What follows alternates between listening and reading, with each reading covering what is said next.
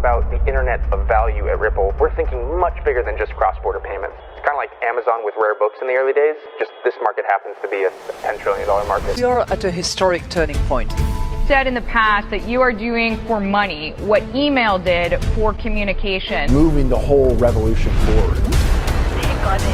There's trillions of dollars parked around the world. XRP. Is there a possibility that Ripple could take over Swift one day? Welcome back, ladies and gentlemen, to episode 24 Hour Script. Let's get right in today's video.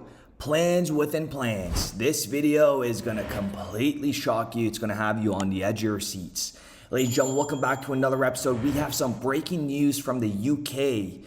They have confirmed plans to regulate crypto industry with former legislation by 2024.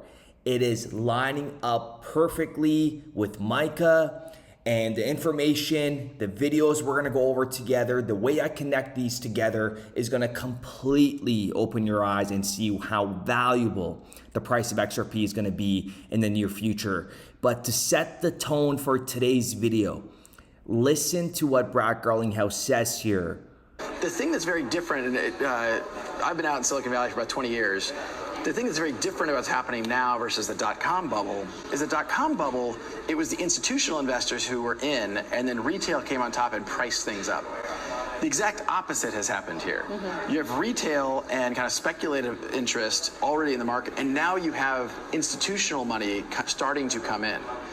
That is so important because we are the early adopters. We are the pioneers that got in first before the financial institutions. And that is why we have Jamie Dimon is about to sell JP Morgan stocks for the first time in over 18 years because the narrative is shifting.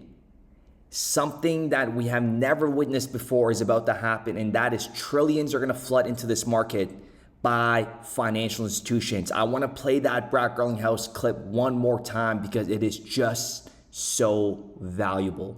The thing that's very different, and I've been out in Silicon Valley for about 20 years, the thing that's very different about what's happening now versus the dot-com bubble is the dot-com bubble, it was the institutional investors who were in, and then retail came on top and priced things up.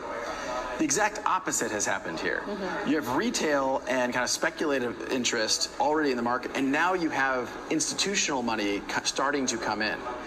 And that's why we also have Jamie Dimon on record saying fintech companies beat us to it.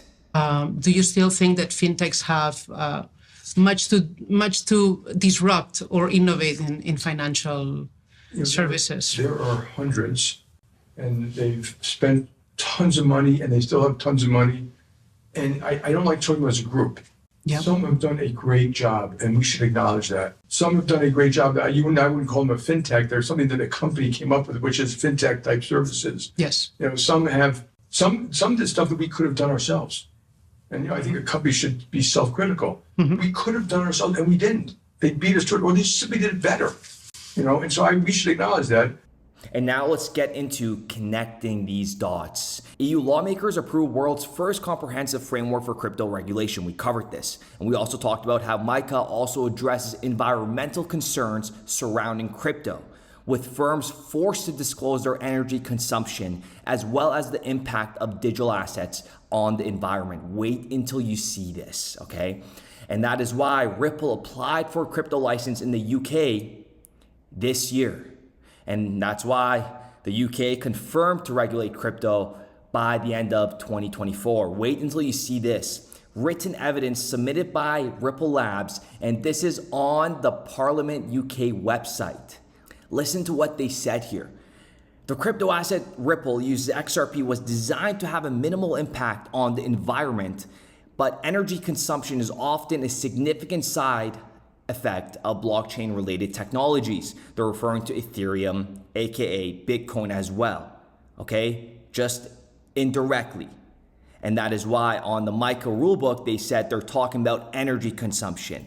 The UK and Ripple are trying to regulate crypto, and they're talking about energy consumption. Once again, wait until you see this.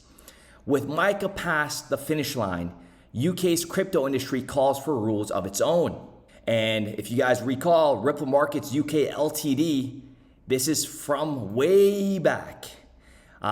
We have Brad Garlinghouse and Christian Larson appointed back in 2016. Since then, they have resigned as directors. Why, you may ask? Is this something bad? Absolutely not. What happened here is back in 2016, the company was still fairly new. So you get the big guys applying for these filings, and then when the company matures, what do? You get the best of the best. For example, Nigel Kaku, okay? They were just appointed on June 5th of this year as the director. And when I mean by the best of the best, look at this LinkedIn profile, folks. We got VP at JP Morgan. We got VP at JP Morgan again. And we got Merrill Lynch, Managing Director. Citigroup, Managing Director. Smash that like button, folks. We have major high reputable individuals with significant background in the financial sectors jumping ships. Same with Marjane Delatine. My name is Marjane Delatine. I joined Ripple actually 10 months ago, and I used to work for Swift for more than a decade. Now coming back to Ripple because I joined Ripple to disrupt. And that is why I have been preaching XRP from day one. Given my experience, I know where this is all headed towards. And that is why I'm so bullish on XRP, and I yell $100. It will be achieved 100%, but you gotta take profits on the way up. And this meeting that took place a couple days ago, talking about Mika and how there's gonna be trillions of dollars flooding in. Shout out to Cyprus for this clip. Here in Europe, we have MiCA, the new regulatory environment that is coming, and this is very powerful. From once, Europe is more advanced than the US. This is huge, and we should take advantage. We should not avoid going to the regulator and say, look, I'm building this, what do you think? We know already what they are thinking. So let's go there and try to build things that are compliant, and we can tap into these $330 trillion. It is very important, and now everybody is moving fast. And then we even had Elon Musk gives ex-employees 1 year to replace your bank? Excuse me, what's going on here? When I say payments, I actually mean someone's entire financial life, Musk said. According to the audio of the meeting obtained by The Verge, if it involves money, it'll be on our platform. Money or securities or whatever. So it's not just like send $20 to my friend. I'm talking about like you won't need a bank account. Ex-CEO Linda said the company sees this becoming a full opportunity in 2024. It would blow my mind if we don't have that rolled out by the end of next year. And here we have MiCA, okay, that's on the European Securities and Market Authority website. And look at their implementation dates. December 2024, entry to applications. This is when they're gonna all finalize everything. And I cannot stress enough how people are gonna miss out on this opportunity. As you guys heard Brad Garlinghouse said, right? The dot-com bubble was propped up by financial institutions. And then retail got dinged for it. Is the dot-com bubble, it was the institutional investors who were in, and then retail came on top and priced things up. But now retail got into crypto early. And what did they try to do? They tried to shake us out with Luna, with FTX, with all these scam coins, right?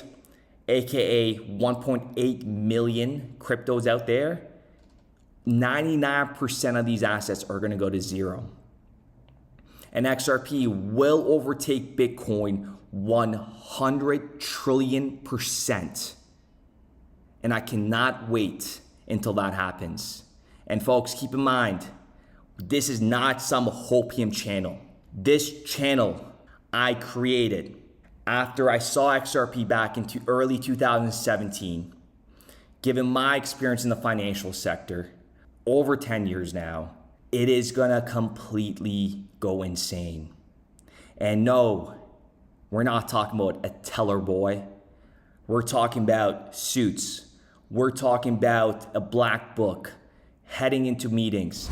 We've done it all, folks. We've done it all. I've seen it all. We used to manage millions of dollars, but I couldn't stay with these scam investment fund companies. With that being said, ladies and gentlemen, I do appreciate every single one of you guys. Let me know what you guys think in the comments down below. And we will be back with another video.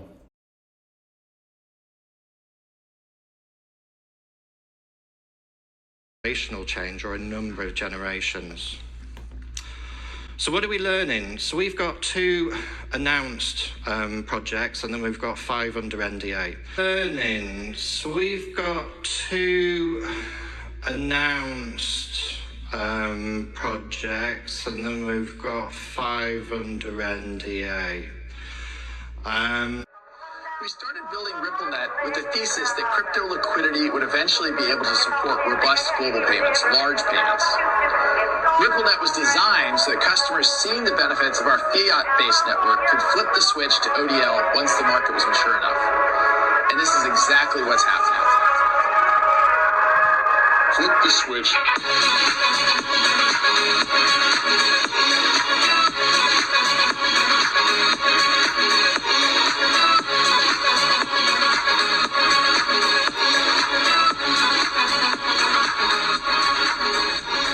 I think what we're building has, it's solving a real problem. And I think all of the tokens, my advice to anybody would be, understand the utility. If there's real utility and there's real value being delivered to a real customer, there will be value in the token.